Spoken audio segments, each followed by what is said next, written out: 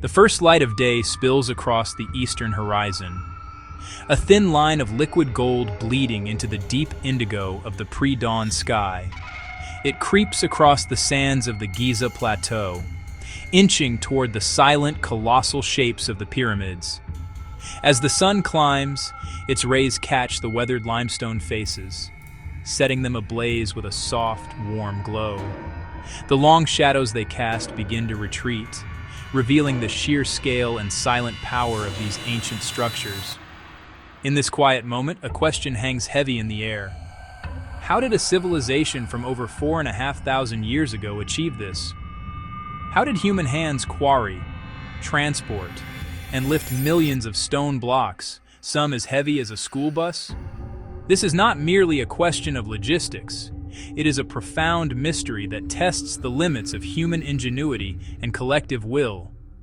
The pyramids stand as a testament to a forgotten science, an engineering feat that challenges modern understanding. The great myths surrounding the pyramids are as enduring as the structures themselves, passed down through generations and amplified by modern media. Perhaps the most persistent is the theory of extraterrestrial intervention. The idea that ancient Egyptians lacked the knowledge and must have received help from advanced alien visitors.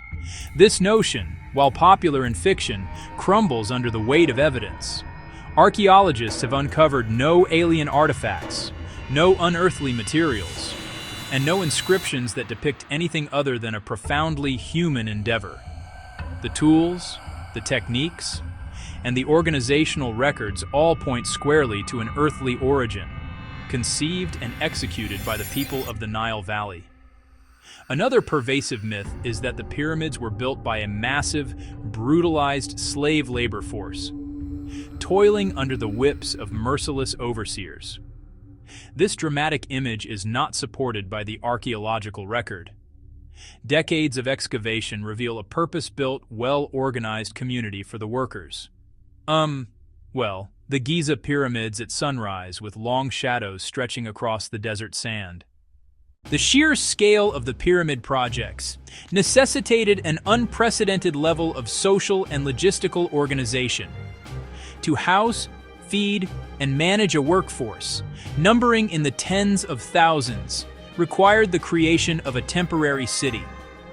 A sprawling complex has been a focus of research for decades.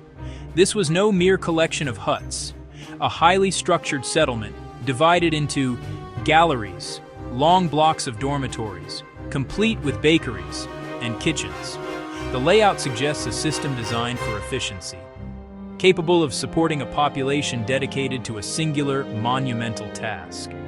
It was a marvel of urban planning in its own right. The first step in building a pyramid was sourcing the stone, a task that was itself a monumental undertaking.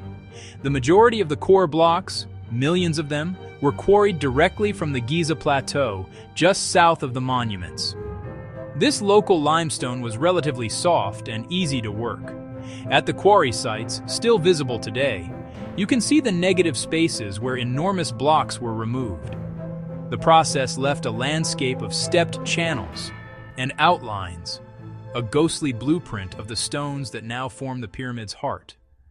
Once a block was freed from the quarry, the next great challenge was transportation. Moving multi-ton stones across the desert and up a rising structure required immense power and clever engineering. The primary tool for this task was the wooden sled.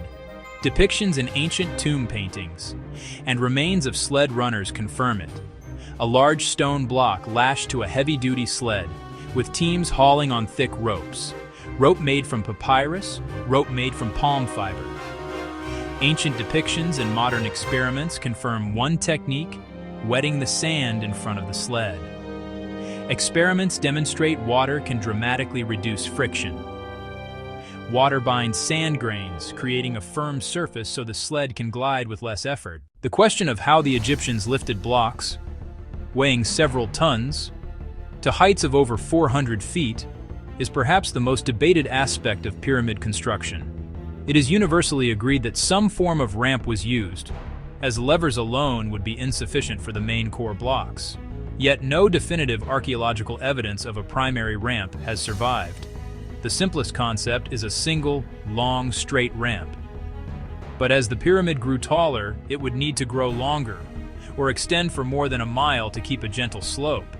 The material required could equal or exceed the pyramid itself, and it would have left a massive footprint not found. Other theories propose zigzag or switchback ramps, more economical in materials but hard to turn blocks.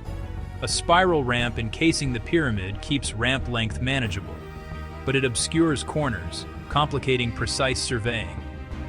Jean-Pierre Houdin proposed an internal ramp. Build the lower third externally, then haul inside a corkscrew tunnel just within the outer edge. Microgravimetry and thermal scans reveal spiral-shaped anomalies and voids that could match an internal ramp.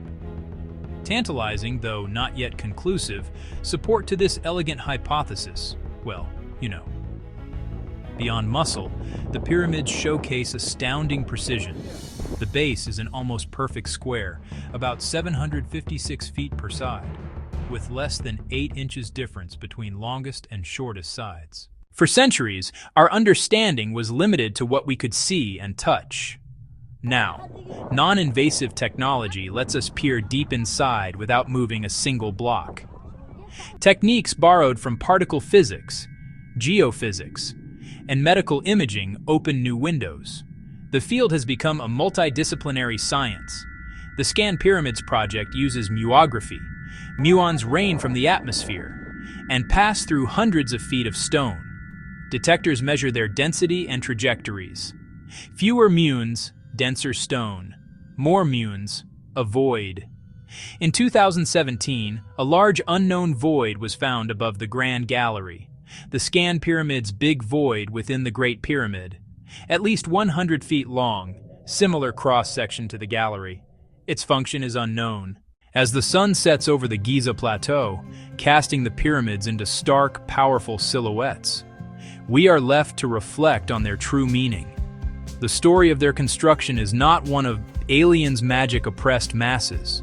It is a profoundly human story of ingenuity, organization, shared purpose. The pyramids are proof of what people can achieve when they work together toward a common goal.